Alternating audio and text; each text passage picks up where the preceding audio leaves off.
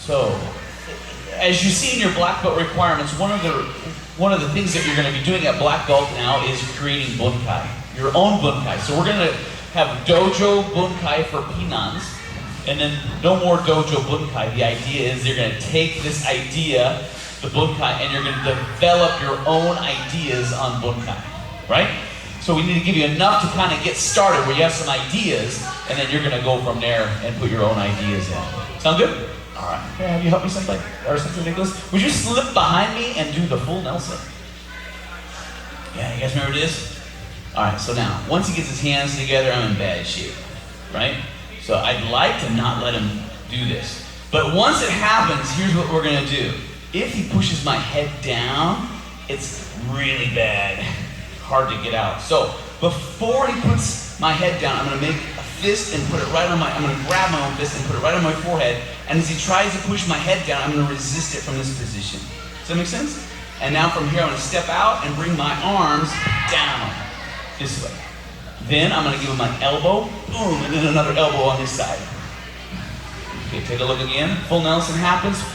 Block your head so it doesn't get pushed forward. From this position, you can start to pinch your arms forward and then drop your elbows down to break the hold. Then left and then right. Thanks. All right, let's explore the touch. All right, so if you would do a grab with your right hand up under the shoulder, so he's going to grab, I'm going to return the favor, and I'm going to just grab him back so that we've got each other. My right hand now is going to come and I'm going to grab onto the lapel of his uniform, give him a swift kick to the groin. Bang! Kicks to groin usually drop heads. From this grip on the lapel and this grip on the gi, watch what happens. I maintain lapel grip, hook the head. Push the head down under the arm to the other side and pull him straight backwards. Once he's on the ground, cross hand, gi choke. Remember this from the Brazilian Jiu-jitsu requirements? And then there's my cross hand gi choke from here. Let's take a look at him. So he grabs, and then I grab and grab. Kick, push the head down, wrap to the back side, pull him straight back, cross hand gi choke right from here. Okay? Interesting thing about karate is there was an era in which karate was being developed and refined, and judo was becoming developed and refined, and these two worlds mashed together, and the founders, well, Kushanku Bunkai founder, along with Higoro Kano, founder of judo, kind of became friends at the same moment in time and started collaborating a touch. And so you'll see some flavor of judo showing up in karate. But the judo at the time was not the judo of today. It was a little more of the Japanese jiu-jitsu model, simply because that's what Higoro Kano was born and raised in. And then he modified it. And so some techniques may have a little crossover because of that moment in time. All right, so this one has a little bit of that judo, jiu-jitsu, gi manipulation as part of what we're doing. Anybody recognize that series? It's from Kushanku, potentially. There's the cross and gi choke. Yeah? So if he throws a right hand looping punch, and I come in two hands on the looping punch. Let's take a look again. Here, now, if he throws a second looping punch, and I'm just hiding out, and I'm in this relationship, my hands are up, two hands are going. My hands now can reach out. And as my hands reach out, I'll be feeling and connecting limbs. Once we have limbs, I might choose the left to grip onto and then strike off to the neck, right? So if we come in and he throws a looping punch, then we feel, found one, and then strike. From the strike, if I take the hand and I wrap his arm to the other side, arm lock, two punches. One more time. Yeah, watch. Boom, boom, arms wrap. Find this one. Step off, strike, right? Come around into the back of the arm. Punch, punch. Walk to two punches. Feel the arms. extend one arm, strike on the other, right? Yeah? Arm lock, 2 punches, yeah? Okay, you don't have to remember these. I'm just giving you some ideas to get your minds cooking. You can certainly borrow the ideas you like, but we're gonna start exploring Kushanku. So, I think the beginning of Kushanku is tricky when you start to look at Bunkai. The movements are a little peculiar. You might not see those in creative self-defense show up very often. And so what I wanted to do is take some of the things that I think might be challenging and just brainstorm, give you some ideas to kind of get cooking. You can certainly borrow them. You can borrow a little bit, change it. You're gonna make it your own. You can scrap everything and do your own. And so I want to take a moment just to give you some concepts that are pretty common in the martial arts world, in karate world, because you can go down Bunkai in several different paths. So one is, like we just did, practical application. Real techniques that might actually do something. You try to look for a practical solution. Other things could be use of environment. So you can think about when this was created, what might the environment be, and we'll talk about that in just a second. And then you can imagine an environment that you would need to use these maneuvers up, down, left, right because of the environment. For instance, the sand throw that we talk about in Pinan Godan. Scooping sand, coming up, throwing into the eyes, using the environment.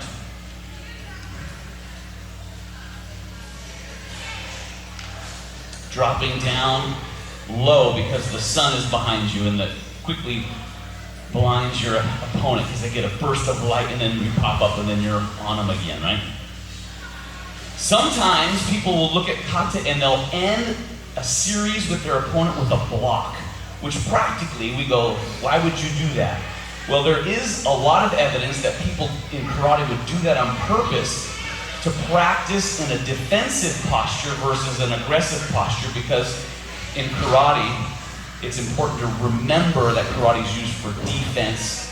That's its goal. And so they'll end with defense to help them remember that that's the ultimate goal, right? Not to be too assertive or aggressive. Sometimes people will do movements in kata to anticipate something that's to come that never comes. I think something that comes to mind is in Pinan Sanda.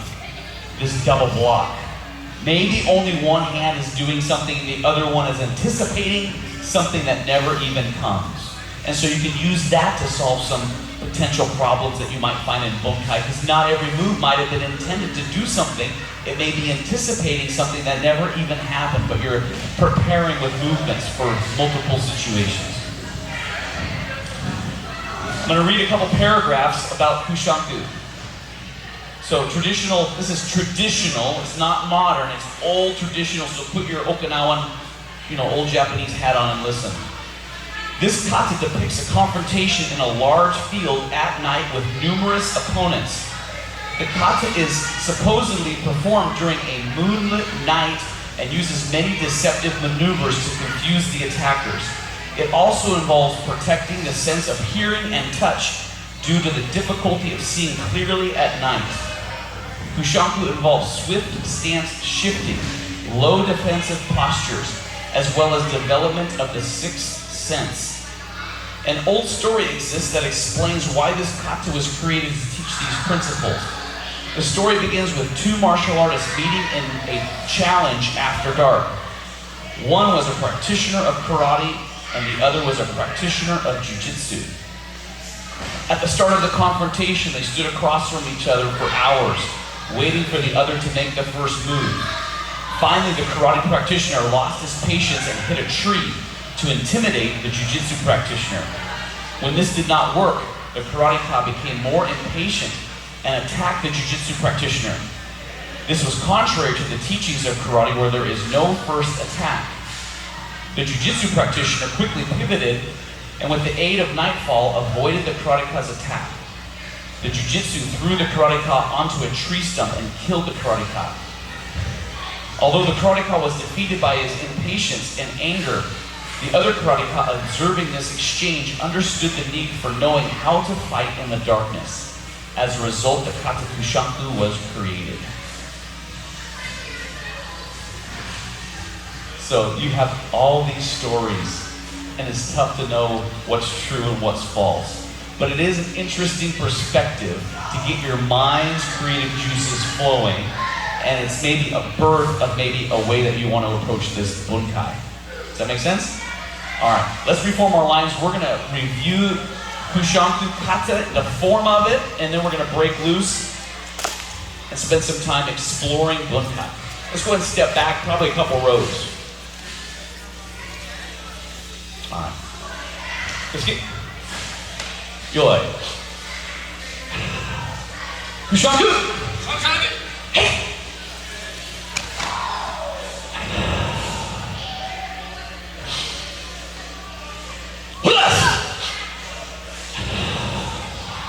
Let's stick together. Hey! Hey! Hey! Hey! Hey! Hey! Hey! Hey!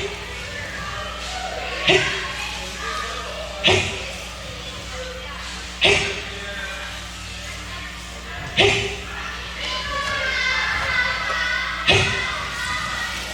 Hey! Hey! Hey! Listen! Hey! Hey! Hey! Hey! Hey!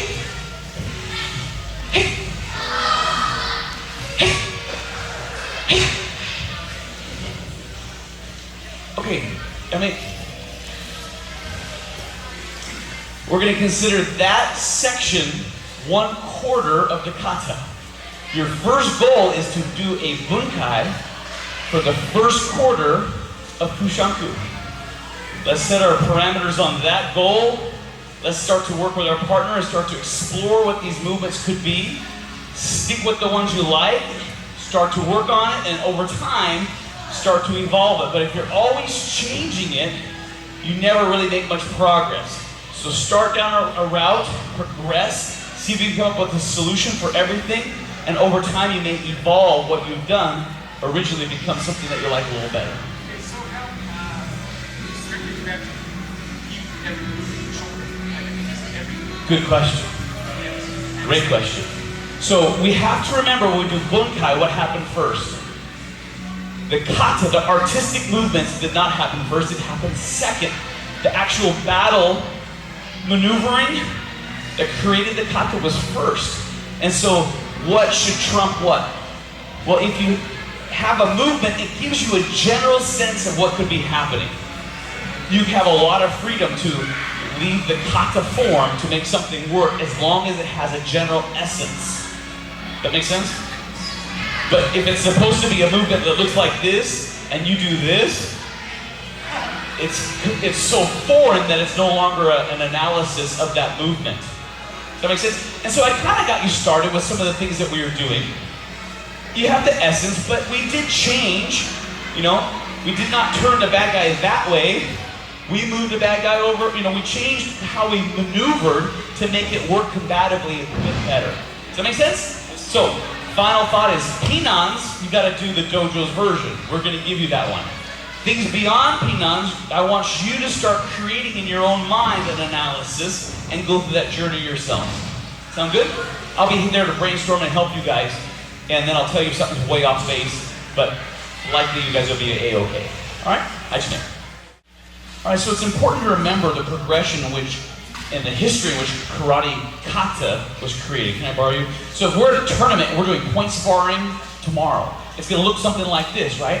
And we're in long range, you know, punching, kicking range, doing long range blocks. So we tend to think of karate in that world.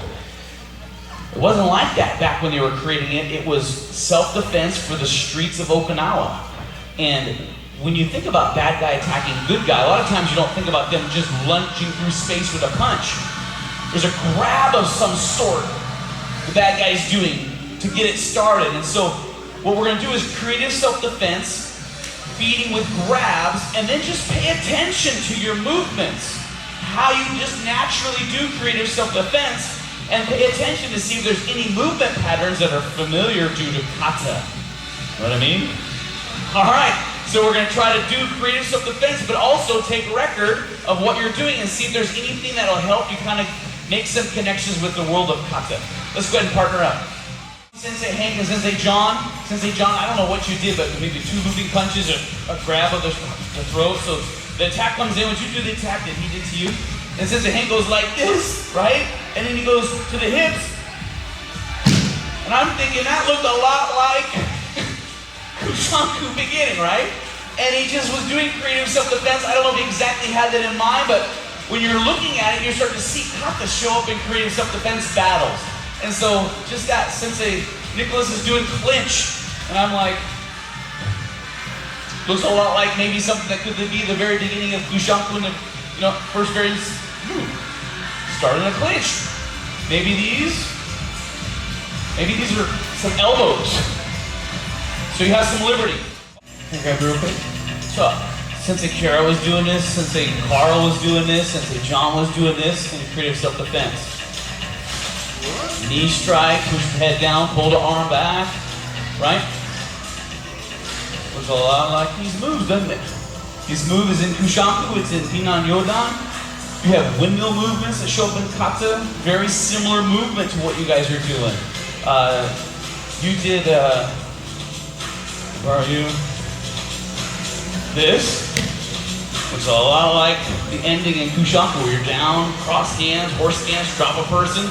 So there's a lot of things that you guys are doing that if you start to look at it again, you start to see how it can show up in kata, right? Right off the bat, I see 2 people do guillotine chokes, right? Guillotine choke. Same general idea. Sensei Hank's got somebody down, he's choking them from behind, right? It's the same movements, right? So continue to do your creative self-defense. Don't try to show, bunkai. Just do creative self-defense and see if you can make these connections start to show up.